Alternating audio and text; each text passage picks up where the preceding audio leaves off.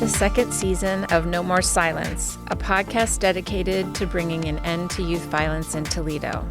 This is a youth-led podcast bringing high school and university students together with community leaders and experts to learn about the complex causes of youth violence.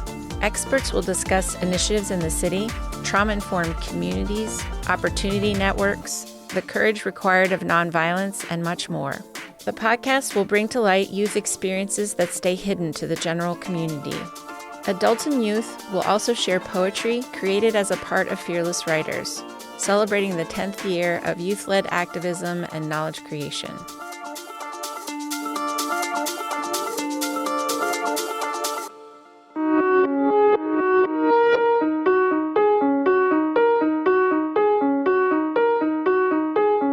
Hi, I'm Katie Henderson, an MSW student. We are hearing today from graduate students from the University of Toledo social work program who are preparing to face social challenges in our community from an individual, agency, and community level. In today's episode, we will focus on mezzo and macro trauma-informed care environments. As we have learned from previous episodes of No More Silence, the causes of trauma and healing from trauma can be complex and multifaceted. The following students are mental health professionals in training who are committed to not just treating behavior symptoms, but to get to the root of mental health concerns. These students want to be the seeds in their community that support resilience and nurture agencies and community cultures of healing.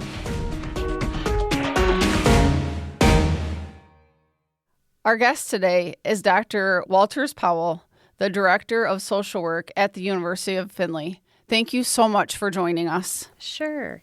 Can you introduce yourself and talk a little bit about why trauma-informed care is important to the social work profession? Yes. My name is Dr. Robin Walters-Powell. I have been a social worker for about 35 years at this point.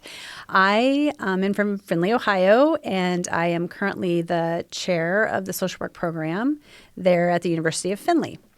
And I also have brought with me today my student. He is a senior, Devin Davis, and he is also from Findlay, Ohio. And he is graduating from the University of Findlay and is going to be going to Bowling Green State University, getting his master's in social work.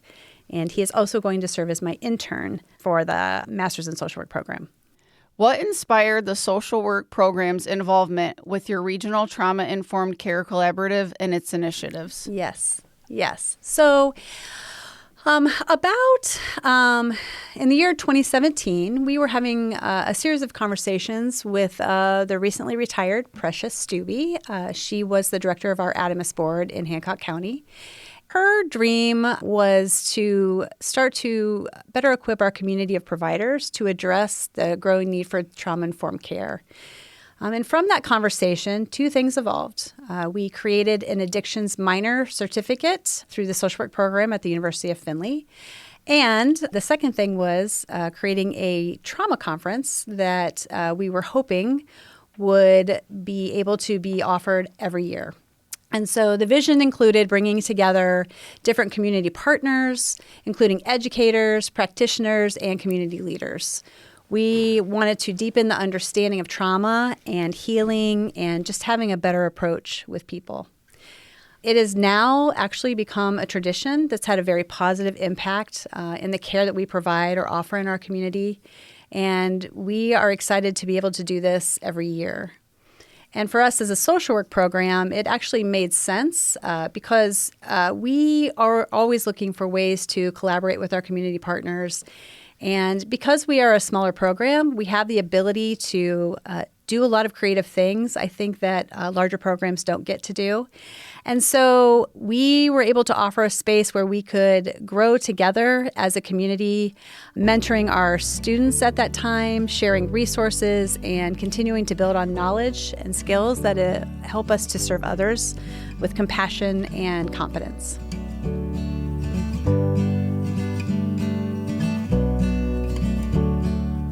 For our first student writing prompt, we asked, have you witnessed how trauma and stress impacts higher education? How have you seen individuals successfully intervene? Hi, my name is Grace. I am a foundation student in the MSU program.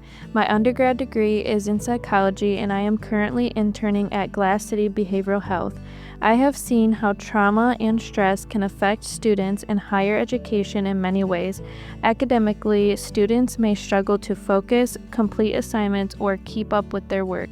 Behaviorally, they may become withdrawn, miss classes, or seem unmotivated. Emotionally, students may feel anxious, overwhelmed, or depressed. Socially, they may isolate themselves or have difficulty connecting with others. I have also seen ways that people can successfully help. It is important to create a safe space where students feel comfortable sharing their feelings. Recognizing signs of emotional distress early can make a big difference. Building strong connections and relationships helps students feel supported. It is also helpful to connect students to resources like counseling services. Giving students chances to share their background and experiences can help them feel understood and less alone. Hi, my name is T. As an MSW student, I have witnessed trauma and stress impact higher education outcomes through various means. In a wider picture, I've seen a considerable reduction of 2 classmates who had left the program due to various stressors and personal affairs. I have also personally experienced academic stress during my own period of reliving my trauma these past couple of weeks that have caused a mental squeeze type of feeling through this period. And social interaction during periods of stress, I have noticed as a cohort and with myself specifically, that some individuals can feel a sense of social alienation and loneliness without personalized stress feels and is experienced.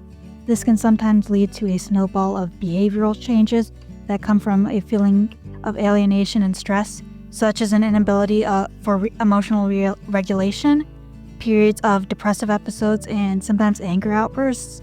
When all these outcomes of trauma and stress occur in higher education, you begin to feel a sense of disillusionment during these times spent in the program if nothing is done to foster resilience and support. Hi, my name is Daviana, and I'm an MSW student here at the University of Toledo. I currently work in a correctional setting with high-risk youth. Through both my academic and professional experiences, I can honestly say that I've seen firsthand how trauma and stress can significantly impact individuals in higher education. For many students, this shows up in different ways, like struggling academically, changes in behavior, emotional exhaustion, or even withdrawing socially.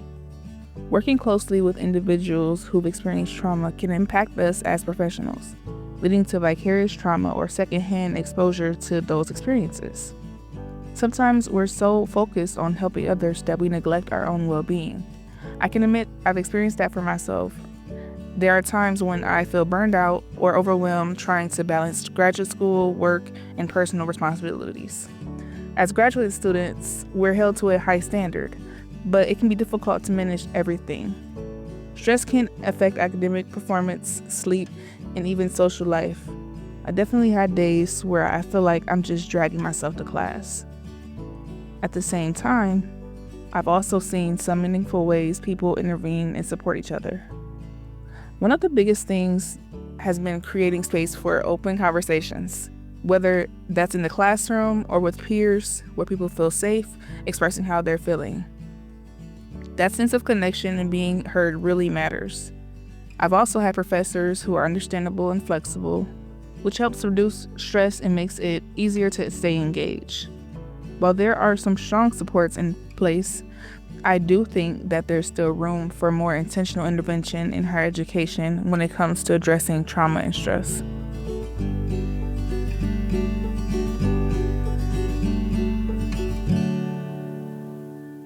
So tell me, how many years has the trauma conference been going on? And what are some of your favorite topics? Yes. So our conference, this will be year 6, and it's been quite a journey doing this type of project. First of all, it requires just so much effort, and we have a lot of hands on board, and it has definitely morphed each year into something different.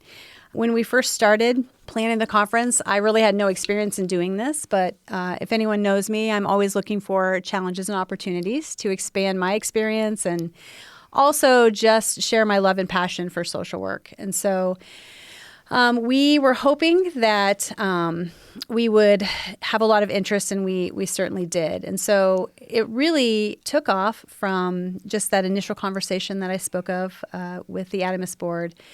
We were able to obtain a grant from the Ohio Department of Mental Health Services. So each year that is continued. They support us with a grant, as well as we get local monies from our local Adamus Board to help with that.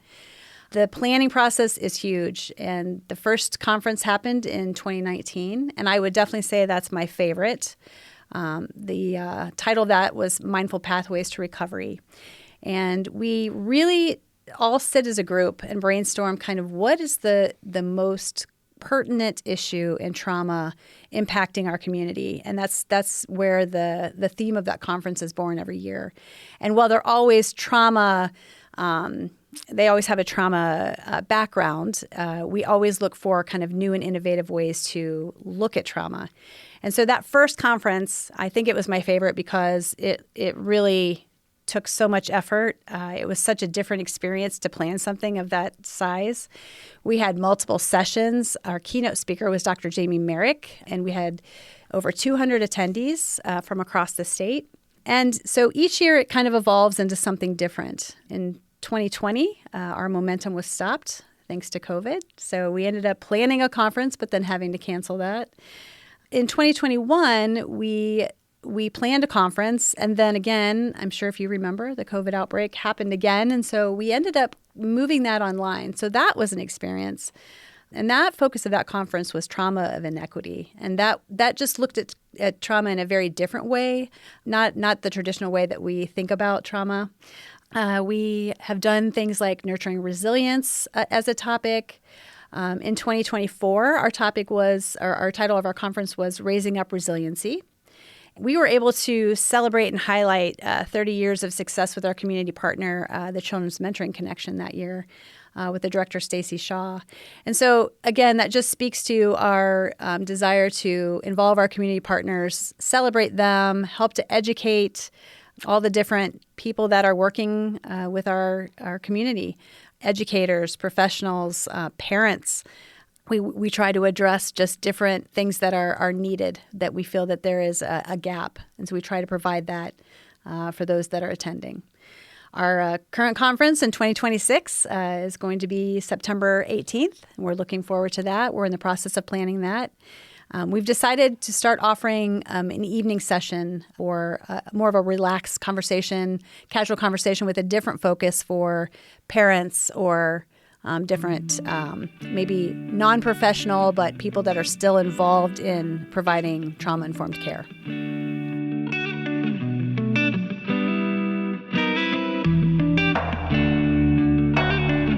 For student writing prompt number 2, we ask these questions.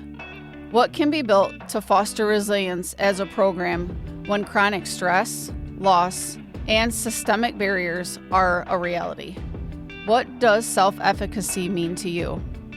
What supports this at a program level? Hi, my name is Angela, and I'm an MSW student here at the University of Toledo. I currently work in early intervention with families who have children birth to 3. I believe a way that we can foster resilience as a program is through community. I believe that there is so much power in community and having a sense of belonging. For example, when we meet as a group, we are able to share experiences and offer support and advice to each other. This opportunity for peer support allows us to build resiliency and self-efficacy because there is a space for us to brainstorm new ideas and see new perspectives from our classmates. This will help build confidence with the work that we do and allow us to not feel so alone. I think an opportunity for us to support at the program level could be to offer a space in class for us to connect. Many times this is already happening with some time before and after class, but it would be nice if there was a designated time just for us to collaborate. Hi, my name is Maddie, and I am an MSW student here at the University of Toledo, and I'm currently interning at Harbor Behavioral Health. I believe one of the most important ways a program can foster resilience is by creating an environment where students feel safe, supported, and free of judgment. When I feel comfortable being myself and know that I am understood, it becomes much easier to stay engaged and continue pushing forward. I also think having a sense of choice and autonomy is essential. Even small decisions can create a sense of stability and empowerment, which helps build confidence over time. In addition, developing trust and maintaining open, supportive relationships with both faculty and classmates plays a significant role in fostering resilience. To me, self-efficacy is the confidence in my ability to face challenges, problem solve, and keep moving forward. It's about trusting myself to work through difficulties and grow from those experiences. At a program level, self-efficacy can be supported through strong peer support and effective leadership, as these help build meaningful connections and provide encouragement. Hi, my name is Libby, and I think that similar to what has already been said, community and support for one another provides individuals with so much resiliency. The ability to confide in one another and speak to people who are going through similar experiences as you is incredibly beneficial. Another thing that I have noticed is how open and supportive the staff and professors are. There have been multiple instances where teachers have taken the time to allow us to choose when assignments will be due, change the due dates of projects, and ask for our opinions regarding work. This opportunity for choice and autonomy also really helps with stress and feelings of helplessness by offering us a sense of control. I also think that learning skills like problem solving, emotional regulation, and distress tolerance while in school is incredibly beneficial because this is also a high burnout rate within the field of social work itself. Because of this, these skills aren't just helpful in getting through schooling, but also in our future careers within this field.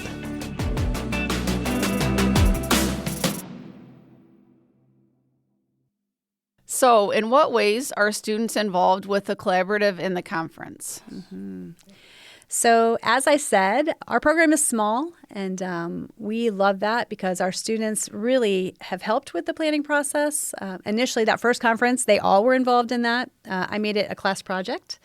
But each year, our students volunteer, and I've had the opportunity to utilize master's level interns, such as Devin.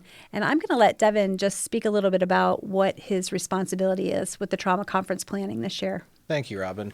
Some of the responsibilities that I have currently with planning the trauma conference involves taking notes when we go to the meetings, looking into possible speakers that would relate very well with the topic. This topic of the year, we are talking about suicide postvention, helping people kind of grasp an understanding of like how we feel after suicide, how to develop certain skills to cope with that, not only for the loved ones of those who had completed suicide, but also for the providers who have had clients and people that they have tried to help and process some of those feelings, such as what could I have done? Did I do something wrong? How can I make sure that this doesn't happen to somebody else? And I've been in the process of meeting with speakers and trying to find the best ways to try and like get the best stuff for the conference. And I love it because it's such an amazing thing to be able to add to your resume, isn't it? That you've worked on creating a conference for people that is beneficial. And so our students are involved. They volunteer. We have interns that help, and they themselves are doing field placements, and so they're bringing in their own experiences as students and also as their personal experiences, which allows that to be even more meaningful.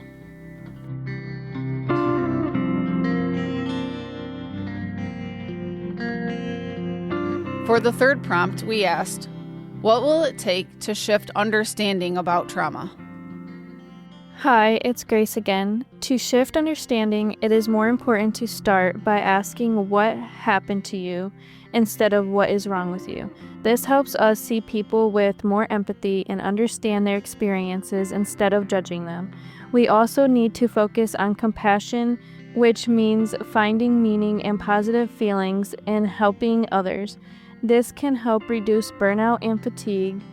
Another important idea is resilience. This means that by hearing others' stories of strength and survival, helpers can also feel inspired and grow stronger themselves.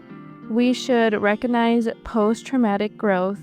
This means that even after trauma, people can heal, grow, and become stronger in different ways.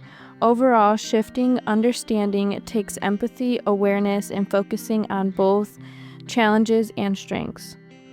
Hi, my name is Katie, and I'm an MSW student at the University of Toledo. I believe shifting the understanding means that we must change how we frame people's experiences. So instead of asking what's wrong with you, we could instead ask what happened to you. This is something that our professors have taught each one of us in one of our courses. This also helps us to see behavior through a trauma-informed lens, which is also a big part of mental health in today's world. I also think that not just focusing on burnout, but we must recognize compassion satisfaction and what that means and how we can be fulfilled in our everyday jobs. We think about trauma, we don't just focus on harm. We also consider resilience and post-traumatic growth and must recognize strength and healing. It's really all about seeing people as resilient and shaped by their experiences, not defined by their struggles. Hi, it's T again.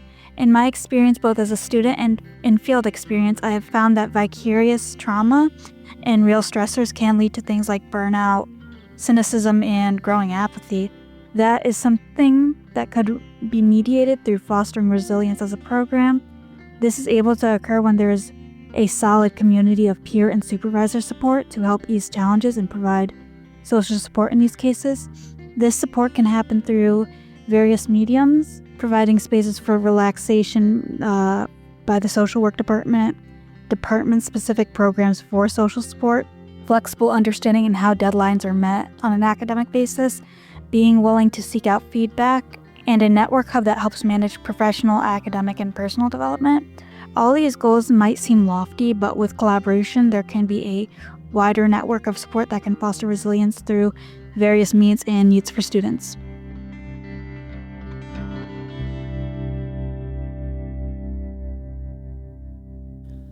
So, how have these connections with the community changed or influenced the social work program? Yes, the trauma conference has been really such an amazing, I would say, an amazing portal for us to explore really what's going on in our community and how we can respond. And I think that is really, as a social work professor, you can't ask for anything more real as an experience. And it allows us the opportunity to explore and provide the resources, which is what social work, that's our initiative, is to provide the resources for people.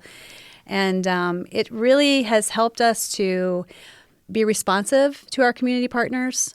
We use them for, field placement opportunities for our students and, just for the collegiality of our community.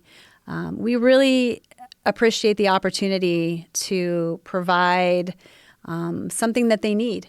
We are a CEU provider for the state of Ohio. The University of Findlay is through the social work department.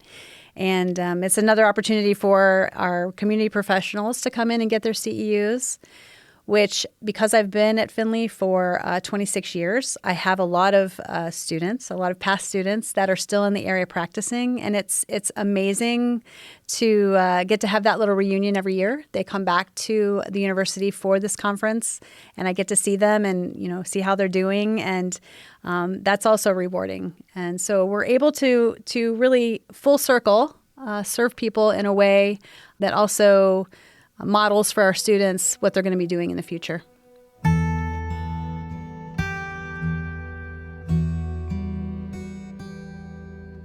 In prompt number 4, we asked, what is an organization's responsibility to healing from trauma? Hi again, it's Daviana. When it comes to an organization's responsibility in healing from trauma, I think they play a major role.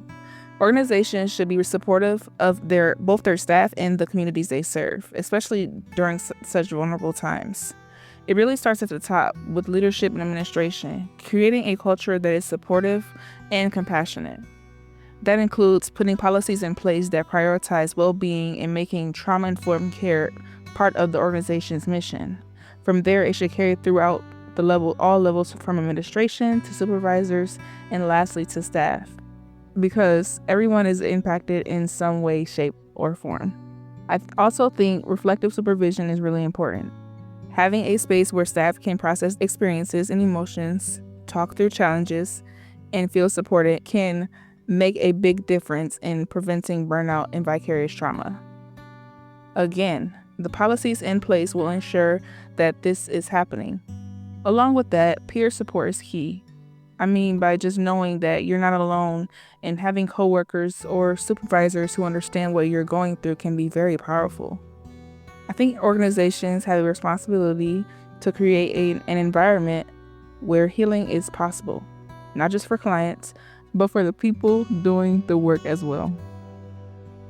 Hi, it's Angela again. I feel an organization's responsibility to healing from trauma starts with its leadership. If a leader is supportive and compassionate, they will hopefully create policies and programs that are also supportive and compassionate.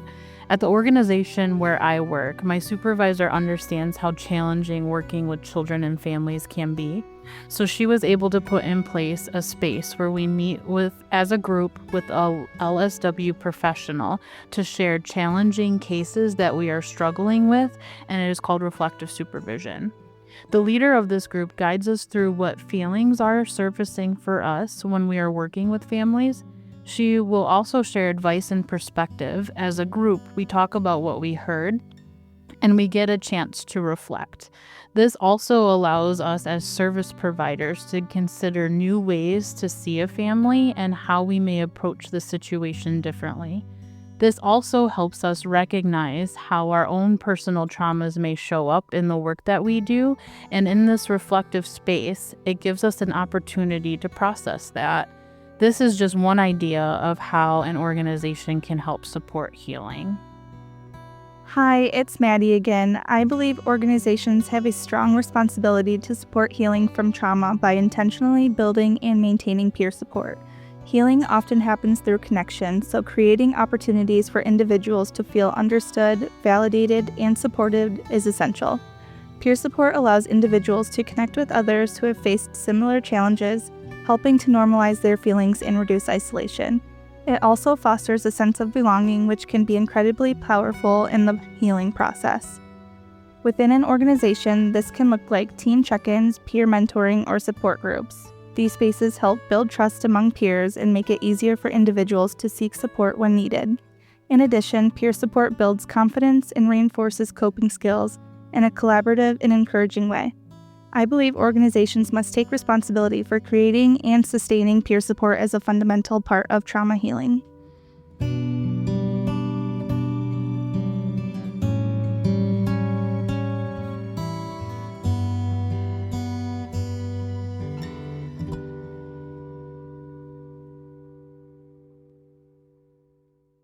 So, what would a trauma-informed social work education culture look like from your perspective? Yeah, that's a great question. I think, we talk a lot about trauma. Trauma is kind of the focus in a lot of different areas. And there's definitely credibility in honoring individual trauma and understanding what that is. We also have to remember the macro impact of trauma and not just looking at, what's happened to this individual, but historically, how has a group of people been traumatized and how is that still impacting them today? And so we have to look at it from all levels. And if we can train, inform, educate different people in our community, whether it's the teachers, the first responders, the court system, all of the systems that impact the people that we're going to be serving, I think that would make such a more effective way for people to heal and find the ability to be resilient. And instead of judging people or making those quick decisions, I think if we were all trauma informed and we had that approach, it would just be such a nicer way to handle things that are happening.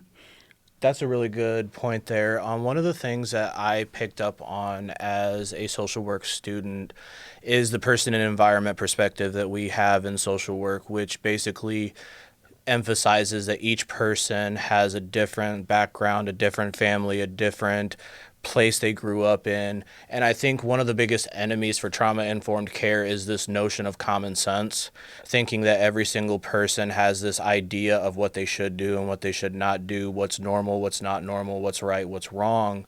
And I feel like in that process, I had know different people who have had different experiences who have been motivated to feel certain things. I have a coworker who is afraid to get on the highway because she had an accident once. Knowing that and being able to talk to her about it in a way is trauma-informed care. I had a friend who was attacked by a dog at a very young age, so now when he sees animals, he gets very anxious.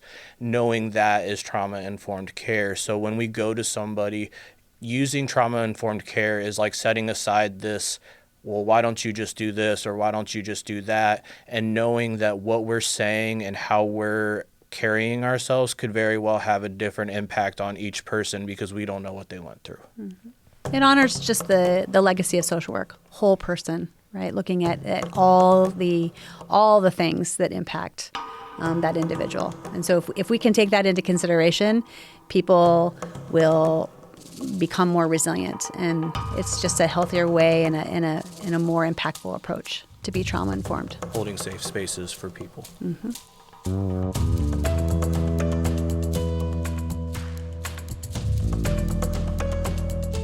In writing prompt number 5, we asked, in what ways can the community support healing from trauma?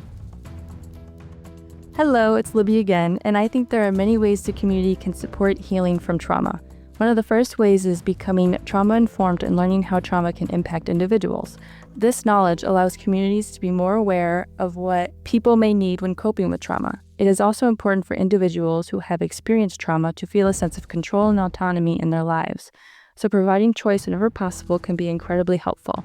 Creating supportive environments where people feel safe and respected is also a big part of the healing process.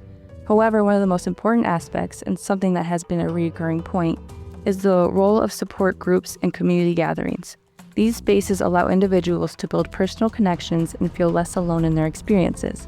The pandemic especially highlighted how difficult and damaging isolation can be and reinforced how important it is to have a sense of community and belonging when healing from trauma. Hi, this is Katie again. I think community support from healing from trauma is creating spaces where people feel safe, connected, and valued is important. It starts with a supportive environment that is consistent, predictable, and trauma-informed. It also means building strong personal connections because healing doesn't happen in isolation. Communities can create opportunities for growth through access to resources, education, and empowerment. It can also make space for people to gather, share, and feel a sense of belonging. But sometimes communities need to be prepared for a crisis, and having a system in place that not only responds effectively, but also supports recovering afterwards. It's also creating a community that promotes safety, connection, and resilience.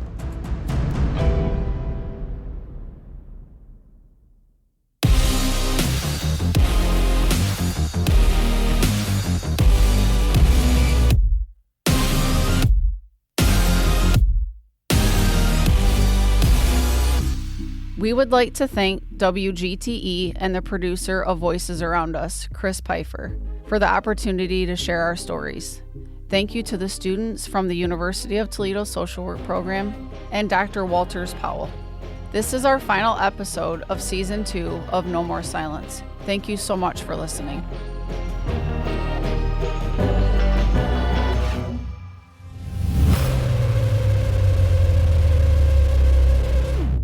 WGTE. Voices Around Us.